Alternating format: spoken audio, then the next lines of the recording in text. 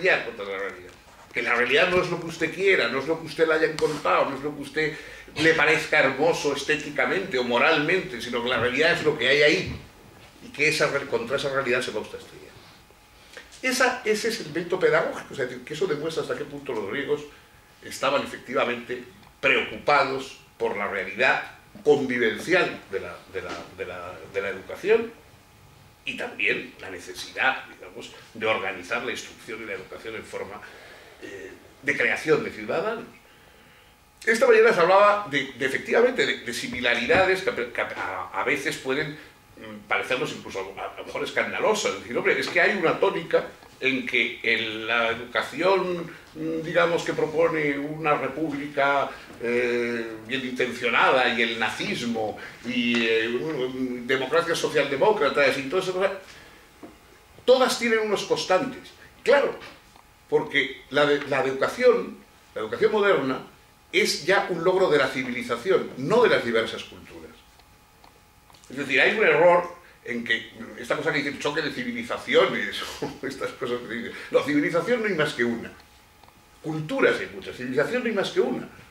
Es decir, el señor Bin Laden y el señor George Bush pertenecen a la misma civilización. Cuando quieren matar a sus enemigos utilizan bombas y explosivos. Cuando quieren curarse el cáncer, pues utilizan las mismas máquinas. La civilización es los instrumentos que utilizamos, los instrumentos de mayor nivel, los instrumentos de último modelo, esa es la civilización, y las culturas son lo que hacemos con esos instrumentos. Es muy fácil, si ustedes se meten en una jungla, en una selva, y van andando y se encuentran un poste lleno de fetiches y calaveras y plumas, pues dicen, hemos encontrado una cultura desconocida. Pero si encuentran una gasolinera, dicen, hemos llegado a la civilización. Esta es la diferencia.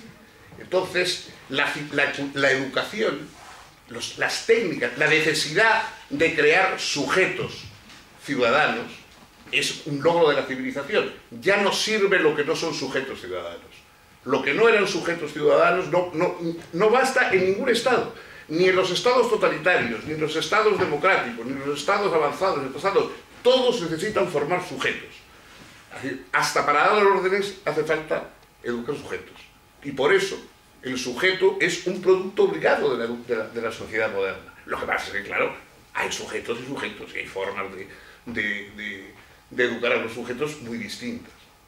Todos queremos crear ese sujeto con la capacidad ciudadana efectivamente, la capacidad de no estar autocentrado en sí mismo, sino de entender el juego en el que va a participar, el juego de lo común, que es la realidad que no se pliega a sus problemas simplemente a su torbellino psicológico, sino que es todos vivimos en una realidad compartida, en una realidad privada, salvo los locos. El loco es el subjetivo perdido, ¿no? El que se ha perdido en la subjetividad. Mientras que, en cambio, pues los cuerdos se supone que son los que tenemos también unas buenas dosis de realismo, es decir, de exterioridad con la cual jugamos, en la cual nos educamos. Es verdad que ha habido un problema con la educación moderna, que ha sido que más y más en muchas sociedades, en casi todas nuestras sociedades, ha estado cada vez más ligada a el desempeño laboral. Es decir, la educación se educaba ya no para crear ciudadanos y para cultivar la humanidad y para todas estas cosas que yo les digo, sino que se educaba para que las personas pudieran, para crear fuerza de trabajo, para fabricar fuerza de trabajo y para crear trabajadores, empleados. Es decir, una educación destinada a la fabricación de empleados y de trabajadores. El problema es que en la actualidad hay muchas más personas que puestos de trabajo, muchas más personas que necesidad de empleados y de trabajadores. Entonces, claro, ya no hay tanto interés en mantener la educación, puesto que no se imaginan que la educación puede servir para otra cosa más que para crear empleados. Y de ahí el que la educación se haya convertido en un elemento para entretener a la gente, mantenerla apartada, una especie de guardería, un lugar donde se cultiva unos sueños subjetivos que se desligan del resto del mundo, ¿no? Esa sensación de que, por ejemplo, que lleva a brotes de violencia, y estamos viendo en nuestras sociedades violencia que se justifica diciendo yo tengo razón, porque nadie dice, bueno, tener razón no es nada. Es decir, tener razón está muy bien, pero eso no le da a usted permiso para poner una bomba, para quemar el Parlamento, o sea, el tener razón es una cosa que le faculta a usted para expresarse, y de ahí lo importante de una sociedad en que se autoricen todas las voces, pero lo que no le da a usted es el eso de decir yo no voy a doblegarme ante nada, porque entonces volvemos a la fase de la tragedia. Entonces, de pronto, hay personajes trágicos, si quieren ustedes, no de mucha enjundia ni envergadura, pero están personajes trágicos a nuestro alrededor que dicen, no, yo no cedo. Y la idea de no ceder se convierte en una especie de orgullo, ¿no? Yo vengo desdichadamente de un país en el cual el ser impersuadible es un mérito. Es decir, que la gente... Yo pienso lo mismo que pensaba a los 16 años. Clara muestra de que ahora ni a los 16 años no piensa nunca nada. O sea, se le metió una idea en la cabeza como esas moscas que se quedan en las botellas atrapadas girando. Entonces él cree que la mosca es una idea, pero en realidad... Esa idea de ser invulnerable a los argumentos, o sea, esa será su opinión. Naturalmente, la opinión no es que cada uno tenga la suya, como tenemos una nariz o tenemos orejas, ¿no? La opinión es algo que uno pone sobre la mesa para ver si es cierta o no, para discutirla. La palabra discutere viene del latín, que es tirar de un árbol para ver si tiene raíces en la realidad o no. Discutir las cosas es ver si tienen raíces en la realidad.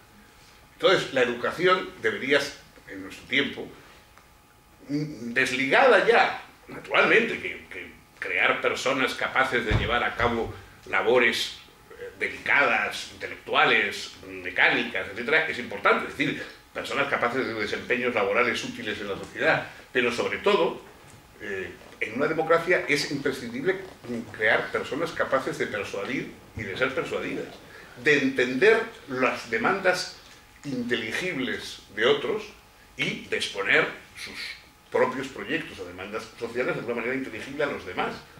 Y eso no es espontáneo, eso necesita un paso, necesita un aprendizaje de la escucha, de la argumentación, un aprendizaje de que no hay ninguna humillación en ceder ante argumentos. Es decir, esa cosa de decir, bueno, pues no sé, yo me acuerdo de la entrevista que hubo hace años de alguien que se ha puesto luego otra vez muy de moda, ¿no? El gran economista John Maynard Keynes.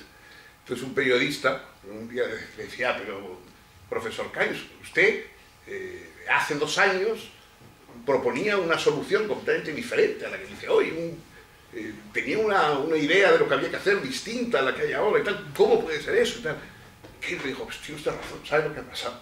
Que he reflexionado y me he dado cuenta que estaba equivocado.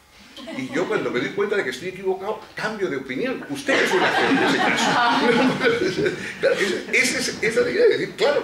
O sea, decir, no, el problema no es equivocarse, cosa que todos hacemos constantemente. El problema es no distinguir entre si te equivocas o te aciertas, o al contrario, convertir tus equivocaciones en un orgullo personal, ¿no? O sea, un poco, pues eso, como aplicar esos criterios, digamos, un poco de mimo, ¿no? de ñoñería que a veces nosotros tenemos pues, en relaciones familiares o amorosas, ¿no? Todos queremos que nos quieran no por nuestras virtudes, sino por nuestros defectos, ¿no? Es decir, alguien que nos quiera sabiendo lo que somos y sabiendo todos los defectos que tenemos. Bueno, en la educación hay una especie de crear niños mimados fomentando los defectos de cada cual para que sean más ellos mismos, ¿no? Sé tú mismo. Bueno, sé tú mismo según lo que sea, claro. Si eres Jack el Destripador, sé otra cosa, no seas tú mismo. Esa idea de que hay que ser uno mismo, aunque seas un monstruo, eso evidentemente es antieducativo por excelencia. Pero el problema, yo creo que va a ser difícil el reacomodo de la educación, en fin, hasta que olvide que era algo que funcionaba exclusivamente ligada al trabajo. Yo diría que sí, que esa ligazón entre instruir y educar y preparar personas capaces de desempeñar tareas útiles socialmente es verdad, pero no es toda la verdad. que el ciudadano no como un ser único, etcétera, sino el ciudadano precisamente como ser capaz de comprender la realidad en la que vive, es decir, formada por otros seres humanos, ese ciudadano también, ese es el que hay que recuperar educativamente. Y eso no se consigue exclusivamente fomentando efectivamente la emoción, el sentimiento, etcétera. A mí muchas veces, cuando le preguntan a uno eso de intelectual, ¿no? Es una palabra un poco, a mí siempre me suena un poco ridículo, es decir, soy un intelectual, ¿no? Soy un Latin lover, ¿no? Suena un poco absurdo, ¿no?, decir eso. Pero si yo tuviera que dar una definición de qué es intelectual, una definición aceptable, la única que se me ocurre es intelectual el que trata a los demás como si fueran intelectuales. El que trata a todo el mundo como si fuera intelectual. El que no trata de seducirles, ni de hipnotizarles, ni de espantarles o amenazarles, sino de despertar la parte intelectual que hay en todos ellos.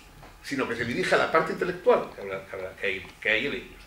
Esta mañana José ponía el ejemplo famoso del Menón platónico, ¿no? Todos los intelectuales, los profesores, los maestros, somos intelectuales.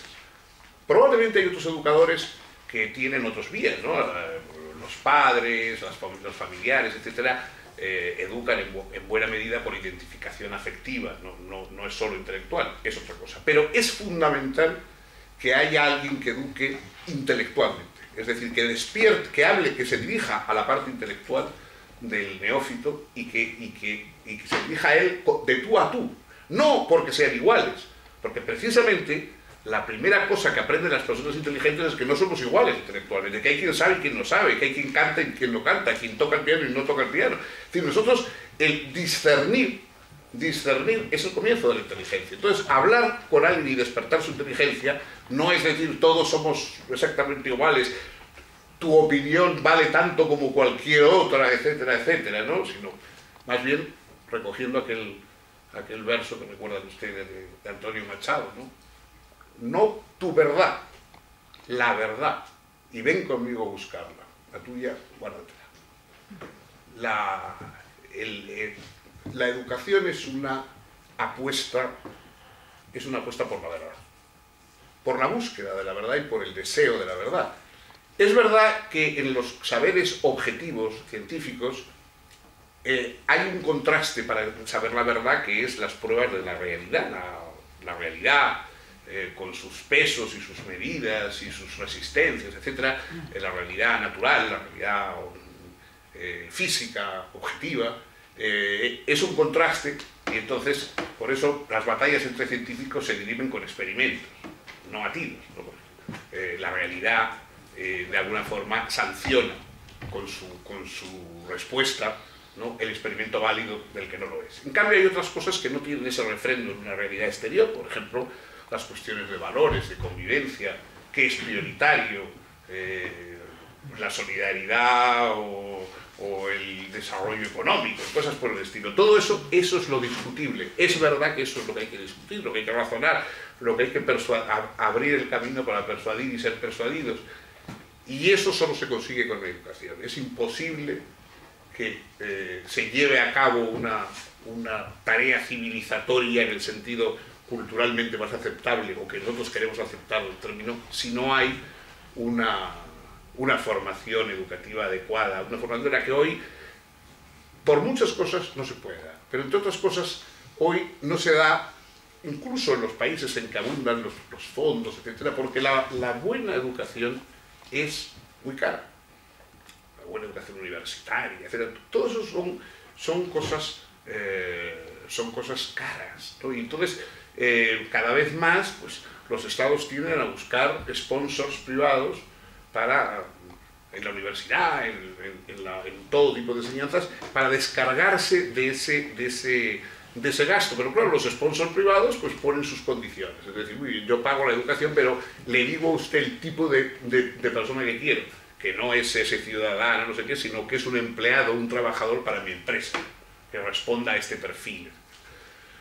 Entonces, sí, la buena educación es muy cara, pero yo estoy convencido de que la mala educación la pagan los países mucho más cara todavía. el no educar convenientemente, el renunciar a la educación, el convertir la educación eso, en un circo, en un entretenimiento, en una forma, digamos, de ganar simpatías y no de despertar conciencias y ciencias, eso los países lo pagan mucho más caro, y la prueba pues está un poco en nuestro propio país, ¿no? En Europa, los países que van a salir antes de la crisis son los que han tenido una mejor formación, una mejor educación, en todos los aspectos que ustedes quieran, y los que van a quedarse detrás son los que están hablando de educación, más o menos ahora, ¿no? Me hacía gracia, porque cuando ya la crisis era inocultable, nuestro gobierno, el anterior gobierno, pues decía, ahora vamos a apostar por la educación. Y yo me imaginaba que era como si alguien que va en un barco se cae uno al agua y le dice, no se preocupe que le vamos a enseñar a nadar. Y dice, no, tenía usted que haber enseñado ayer, hoy ya no, hoy ya estoy ahogando. Entonces, sí, está bien enseñar a nadar a los que van a ir en el barco, pero claro, ya los que se han caído al agua, eso no les va a servir. En fin, yo creo que merece la pena intentar enseñar a nadar a los que todavía están en el barco, y a los que están en el agua, pues ver qué tipo de salvavidas les podemos echar. Bueno, muchas gracias.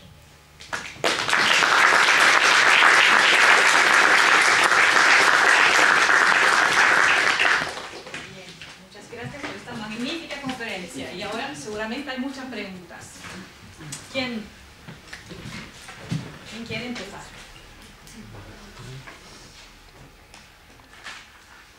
Todos impresionadísimos. Bueno, es que he tenido que hablar así muy fuerte para no dormirme, porque la verdad es que entonces he hablado en un tono más enérgico porque estaba durmiendo. Bueno, Humberto. Bueno, me parece muy interesante, o sea, abre muchas perspectivas lo que has puesto. Sobre todo yo voy a hacer hincapié en lo que has planteado como eje de tu conferencia, ¿no? Dice, el problema es que, dado el paradigma de que ahora, si la educación ha sido orientada a crear puestos de trabajo, pues bien, el paradigma actual se plantea de que hay más personas que puestos de trabajo. ¿Cómo orientamos la educación en otro sentido? Y lo has desarrollado. Yo quisiera que puntualices un poco más. Bueno, ¿cuáles son esos salvavidas? Sí, no, tirarles para los que están ahí ya en el agua.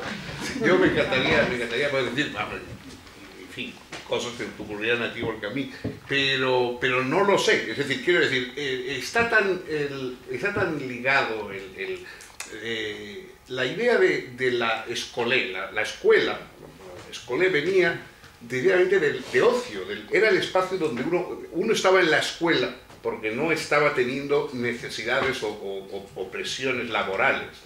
Entonces, se ha perdido esa idea, la escuela se está viendo simplemente como una antesala de la empresa, de la sala de trabajo. Se le ha quitado esa idea de que la escuela era un espacio por sí mismo, donde uno estaba a salvo de esa urgencia inmediata de la necesidad de ganarse la vida, y por lo tanto podía entregarse a la formación de, pues eso, al cultivo de la humanidad, en uno, en la relación con los otros, en el conocimiento, en lo que es la humanidad.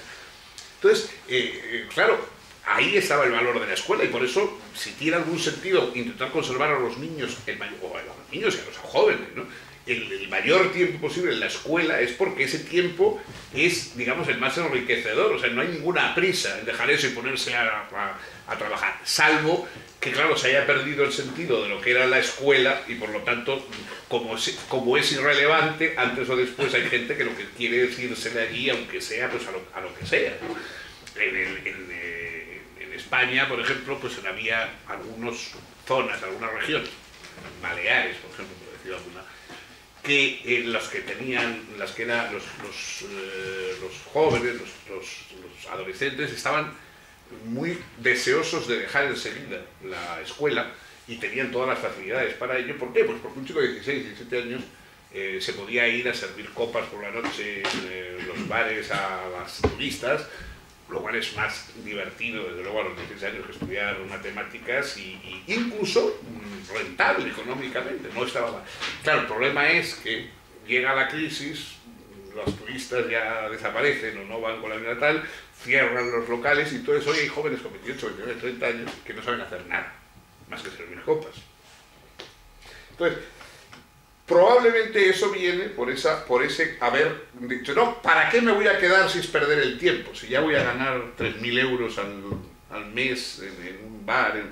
Bueno, claro, si no es más que eso, si la educación no es más que eso, efectivamente, cuanto antes lo dejes y antes te pongas a ganar los 3.000 euros, mejor. El problema es si entonces las carencias de las que te priva eso. Bueno, yo no sé si hoy la reflexión es hay que formar a mejores trabajadores, no sé qué, para que no tengamos crisis, o hay que darnos cuenta de que la sociedad no es solamente esa carrera de obstáculos laborales, sino que tiene que también tener personas capaces de debatir cuál es el sentido de la convivencia que queremos en conjunto, ¿no? Pero ya te digo, no voy a fingir que yo sé lo que hay que hacer, porque no lo sé. O sea, yo veo la urgencia de lo que hay que hacer, pero no sé lo que...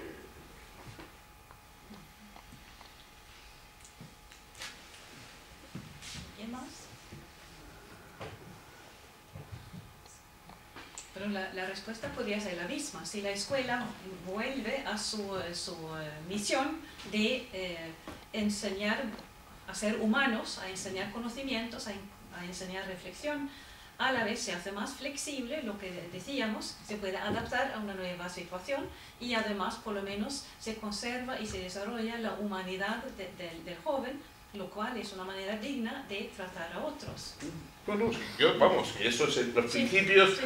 Los principios yo creo que, en fin, que los vemos o los podemos compartir. El problema es cuando llega la hora eso de sentarnos delante del plan de estudios, de la dotación de no sé qué, de la formación del profesorado, del propio formación del profesorado. Pues yo, por ejemplo, me acuerdo, en lo único que yo sé un poco más, ¿no?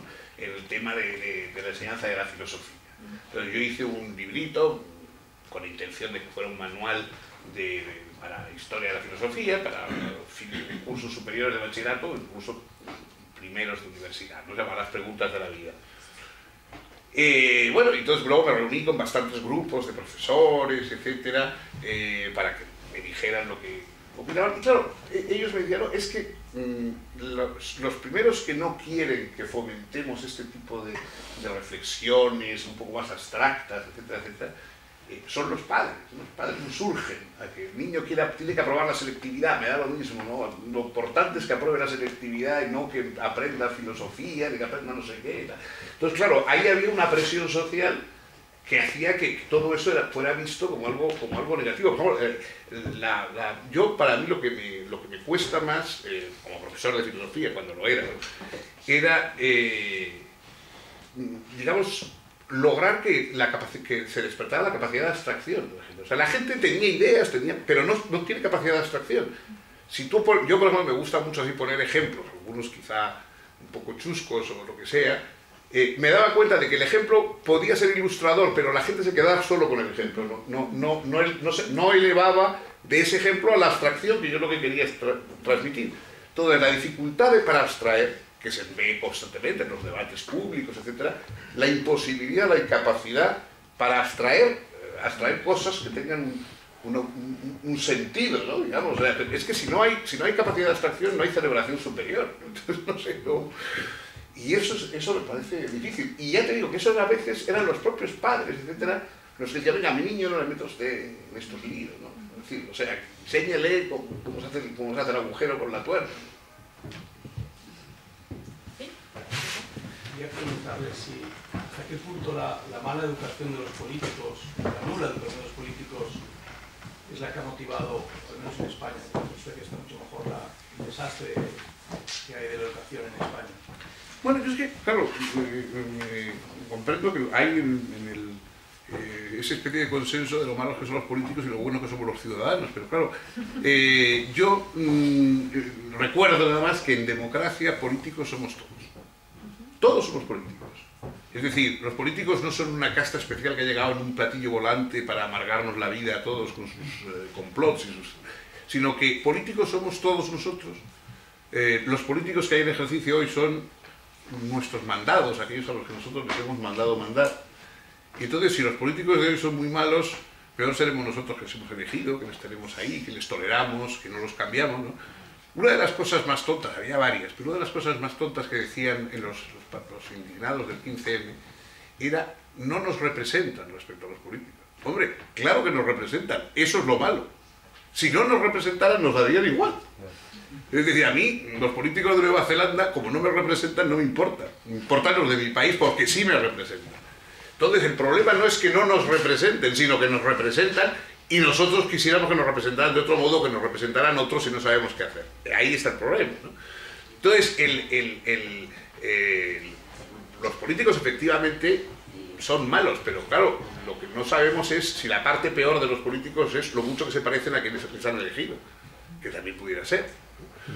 Un amigo mío, Aurelio Arteta, catedrático de Ética y Filosofía Política en la Universidad del País Vasco, que sustituyó a mí en mi cátedra, Aurelio sacó un libro ahora que se llama Tantos tontos tópicos, y que es un libro dedicado a analizar los tópicos habituales, estas frases que se dicen pues, habitualmente y que se, no sé, al enemigo ni agua, y todos esos tópicos que creemos que estamos muy convencidos de que sabemos lo que significan y que normalmente son formas de pereza mental que además significan todo lo contrario, pero son los fetiches que utilizamos para zanjar las discusiones, ¿no? O sea, yo hay una cosa que me fascinaba, el otro día lo contaba comentando el libro de Aurelio, porque siempre me ha fascinado esa expresión tan repetida en muchas lenguas, no solamente en castellano, de la excepción confirma la regla.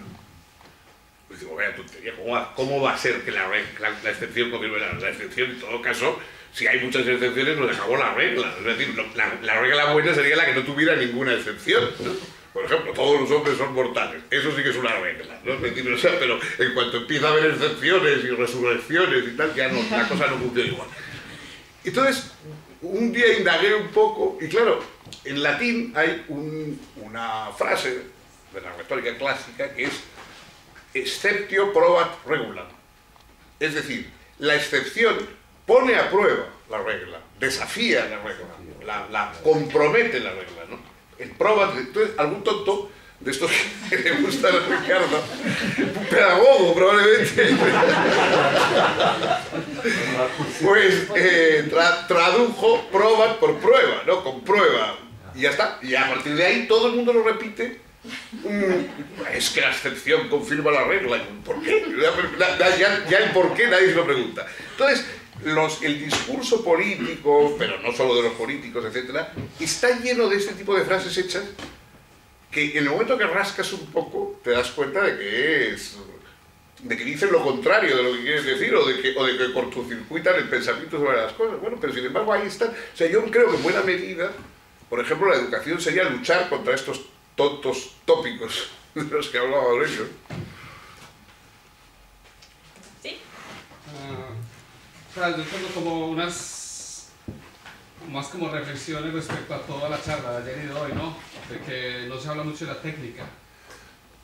Yo pienso que la escuela moderna, o la escuela que nos toca ahora en el trabajo, es la técnica que, o sea, a los alumnos que tenemos ahora es producto de una generación que es técnica, donde ellos, eso de 4x4, 16, eso no les importa a ellos. Ellos saben que hay una calculadora o hay un teléfono donde yo aprieto 4x4 y me dan 16. No necesito pensar en eso. Nosotros venimos de nosotros cuando fuimos a la escuela era memorizar y aprender información, cosa que el alumno ahora solamente aprieta 2 teclas y Google o lo que sea y ya tener la información.